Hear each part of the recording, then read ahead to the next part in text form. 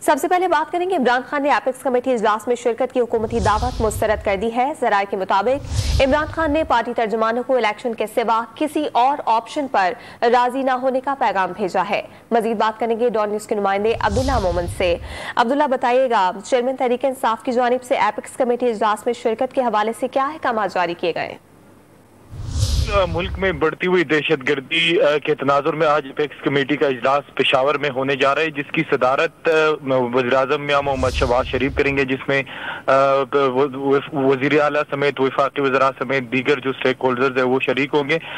हमारे ज़राए के मुताबिक इस एपेक्स कमेटी इजलास के लिए पाकिस्तान तहरीक इंसाफ को दावत दी गई थी स्पेशल इन्वाइटी के तौर पर कि वो इस एपेक्स कमेटी इजलास में शिरकत करे, लेकिन रात गए इमरान खान ने तमाम जो पार्टी कायदीन है और तर्जुमान है उनको बता दिया कि एपेक्स कमेटी इजलास में हम शरीक नहीं होंगे।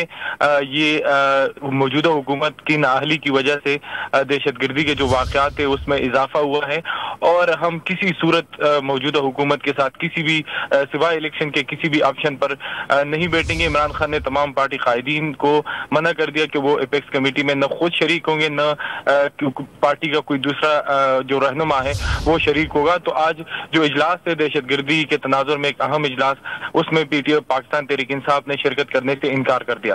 अब्दुल्ला मोहम्मद हमें अपडेट कर रहे हैं। इमरान खान ने एपेक्स कमेटी इजलास में शिरकत की हुकूमती दावत मुस्तरद कर दी है। बहुत शुक्रिया, आपने आगाह किया।